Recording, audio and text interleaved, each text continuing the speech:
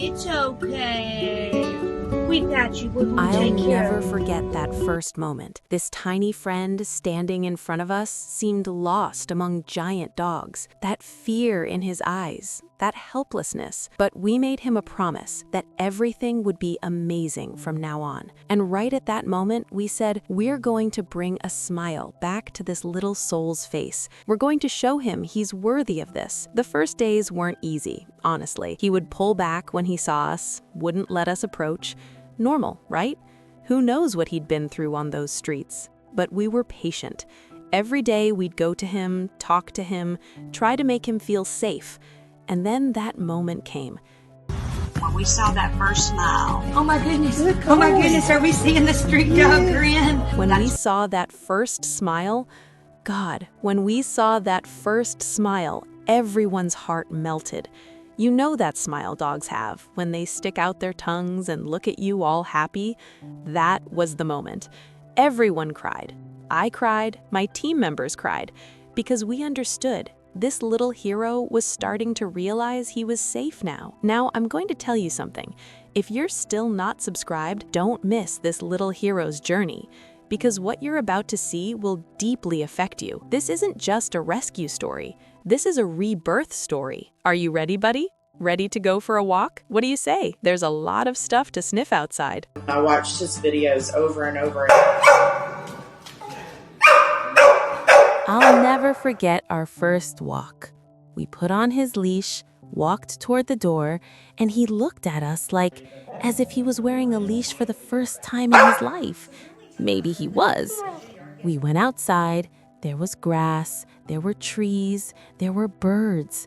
He was sniffing everything, interested in everything.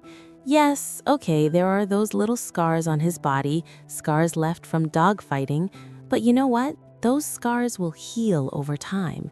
You're an amazing boy, do you know that? But here's where the most interesting part begins. Before trusting any of us, he trusted the orange stuffed dog. Yes, you heard that right. He chose an orange stuffed dog from among the toys at the shelter and slept with it the first night. When we woke up in the morning, he was holding that plushie in his mouth. He wouldn't let go. Do you want to walk in the sunshine with your plushie? Yes, take it. This orange plushie became a symbol of trust for him. Wherever he went, his plushie went too. Next to him while sleeping, next to him while eating, next to him while playing, as if that plushie was telling him, everything's okay, you're safe now.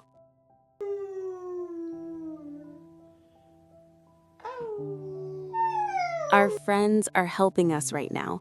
Veterinarians came, did checkups. He was physically fine, just a bit thin. But what really mattered was his psychological healing. This dog is so sweet, so kind-hearted. Poor thing has been through so much. But look now, he's smiling, wagging his tail. Is this his favorite thing? His favorite thing in the world? Playing in the yard after breakfast? I just couldn't get enough of him, honestly. I watched his videos over and over, and you can tell, you can feel he has the sweetest soul inside. When you look into his eyes, you see this dog is loving, loyal, an amazing friend. I knew the work would be hard, but I was completely ready. I decided to take him into my home. But there was a problem. I already had a dog at home, Dahlia. And Dahlia had also been found on the streets years ago. Their first meeting? It was exciting. I brought Dahlia out to the yard, then him. The two looked at each other, sniffed, a few seconds of silence, and then Dahlia started wagging her tail. She wanted to play. And Dahlia really helped our little friend come out of his shell. The first day, he was shy, but Dahlia included him in the play. They ran around, played, ate together. Dahlia goes almost immediately and lies down right on top of him, right next to him. This is seriously constant. You wake up in the morning, the two are sleeping side by side. You look at noon, they're side by side again. After dinner, guess what? Yes, side by side again.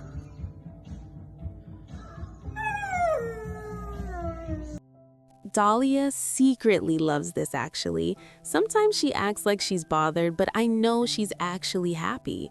They're both happy. You can see it in the way they look at each other, in those quiet moments when they think no one's watching. They need each other. They're growing with each other, drawing strength from each other. Dahlia gives him courage and he gives Dahlia a new playmate. It's incredible to watch how their bond has developed over these weeks. Every morning, they greet each other like they haven't seen each other in years, even though they slept side by side all night. That kind of pure joy is contagious. Very weird things happen sometimes. Are you kidding me? There's this spot in the kitchen that gets weird when he passes by, next to the dishwasher, right there. He doesn't want to pass by there. I don't know why. Maybe he has a bad memory from the past. Every time we approach that area, he freezes, his ears go back, and he looks at me with those pleading eyes. We're working on it together, slowly but surely. Come on, do you want a treat? Come here then. Yes, just like that. Good boy. See, you did it. I'm so proud of you. They both get homemade dog food. I make it every week. Chicken, rice, vegetables, everything fresh, everything healthy. I spend hours in the kitchen preparing their meals because they deserve the best nutrition. And what I mean is, since I stay home as a dog mom, they have me all the time. When I'm home, they're happy, they're comfortable. I wouldn't trade this life for anything in the world.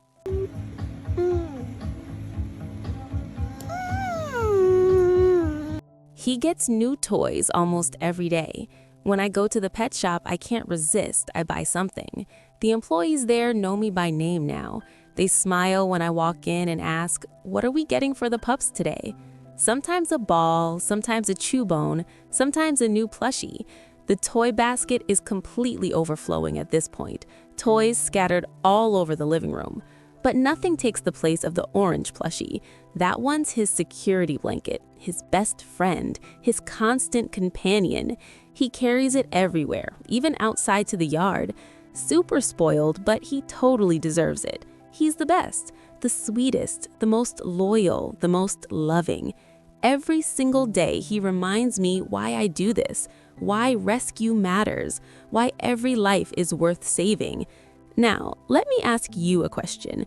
If you were in that position, would you help a soul that doesn't deserve such a life? Because think about it. This dog would have died on the streets. He would have been used in dogfights. He would have suffered unimaginable pain.